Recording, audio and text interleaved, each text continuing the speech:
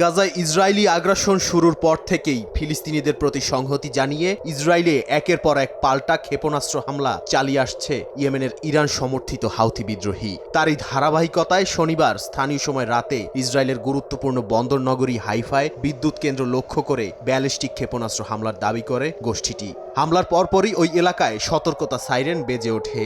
তবে হাউথি বিদ্রোহীর ওই হামলা প্রতিহতের দাবি করেছে তেল আবিব। হাউথিদের হামলার কয়েক ঘন্টা পরেই পাল্টা জবাব দেয় পশ্চিমারা। গোষ্ঠীটির অবস্থান লক্ষ্য করে ইয়েমেনের পশ্চিমাঞ্চলের সাআদা শহরে বিমান হামলা চালায় যুক্তরাজ্য ও যুক্তরাষ্ট্রের যৌথ বাহিনী। পরপর 3 বার হামলার দাবি করে তারা।